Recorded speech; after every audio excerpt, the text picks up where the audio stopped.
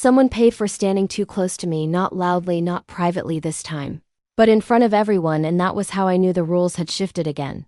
Because real danger doesn't arrive with shouting or accusations, it arrives when punishment becomes procedural, announced calmly, justified politely, and carried out without raised voices, and the Queen understood this instinctively, which was why she never punished me directly, never summoned guards for me, never made my defiance into spectacle, because spectacle creates martyrs and martyrs attract loyalty. So instead she chose something far more efficient. She made proximity expensive and then demonstrated the cost. And the shift didn't begin with the punishment itself, but with the announcement. A gathering called under the pretense of clarification. Order, stability, where everyone was invited and no one could refuse without being noticed. And I knew something irreversible was about to happen, not because of tension, but because of how orderly the room felt. How prepared, how rehearsed, how inevitable, because violence needs chaos, but authority prefers calm. The Queen spoke gently about alignment and responsibility and the dangers of instability, about how disorder spreads when individuals confuse personal conviction with collective safety. And every word she used was clean enough to be repeated. Later, stripped of emotion, designed to sound reasonable even when quoted out of context. And then she introduced the example not as an accusation but as a necessity, a demonstration framed as care. A servant brought forward. Someone small enough to be manageable and familiar enough to be recognizable. The same one who had once nodded when I said refusing the mirror didn't make someone dangerous. And she looked terrified, not because she didn't understand what was happening, but because she understood it perfectly. Because she could already see how this moment would follow her for the rest of her life, attached to her name. Cited whenever someone needed an example of why caution was wisdom and silence was maturity. The Queen explained calmly that there had been concerns about her conduct, about inappropriate associations, about hesitation in moments that required unity, and the word hesitation landed harder than any crime, because it was vague enough to fit anyone and flexible enough to expand later. And when the punishment was announced, it wasn't dramatic.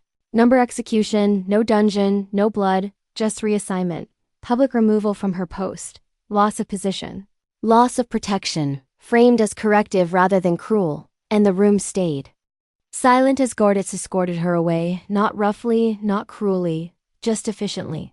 And that silence was the point, because everyone was calculating not whether the punishment was fair, but whether it could happen to them, how easily their own words could be reinterpreted as hesitation, how close they had stood to me yesterday, how visible that proximity had been. After she was gone, no one moved. Not because they were shocked, but because they were updating themselves internally, revising their understanding of safety, recalculating distance, revising memory. And I realized then that the Queen's real genius wasn't fear itself but predictability. The certainty that consequences would follow proximity, that loyalty would be measured not by action, but by distance from me. And I watched the court absorb the lesson instantly, conversations shifting mid-thought, bodies angling away without conscious decision, sympathy retreating behind politeness, support learning how to disguise itself as neutrality, and neutrality itself beginning to look like the safest performance available. The punishment didn't end when the servant disappeared from view, because punishment never ends at the moment it's delivered, it continues in the aftermath, in the way people adjust their behavior to avoid becoming the next demonstration. And within hours her absence became a reference point, whispered, then repeated, then normalized, her name turning into shorthand for poor judgment, for unfortunate timing, for unnecessary proximity. And by nightfall her belongings were already gone from the quarters she'd shared with others, removed quietly, efficiently, as if she had never belonged there at all. And that erasure was the most terrifying part, because death ends a story but erasure rewrites it.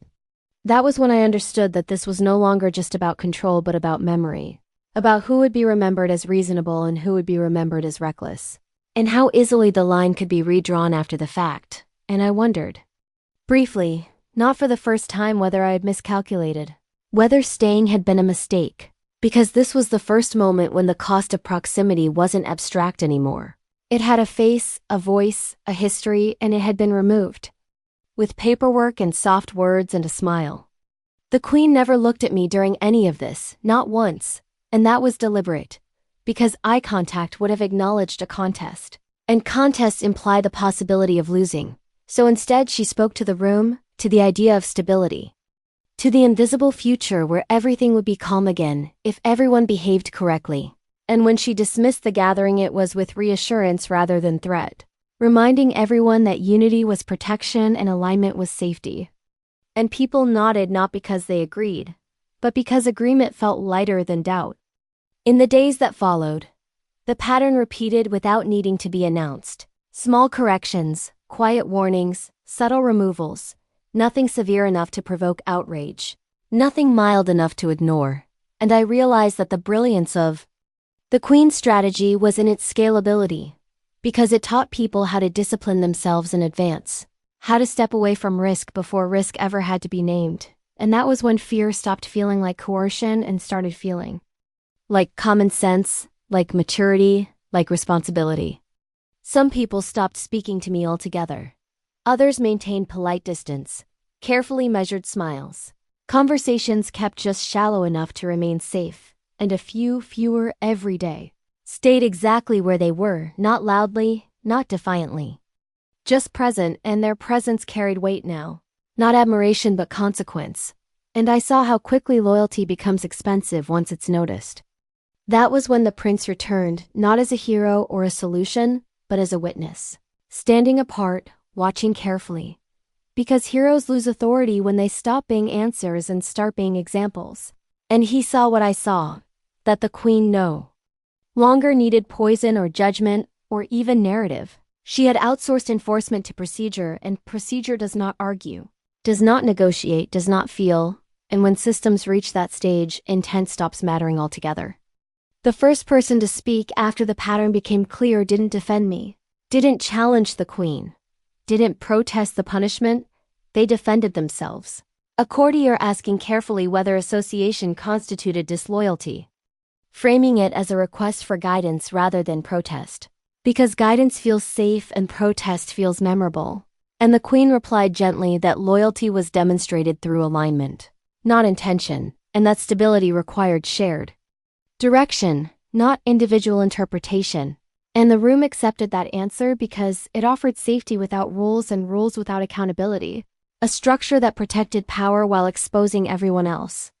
That was when I spoke quietly but clearly, because volume would have turned it into defiance and silence would have turned it into complicity.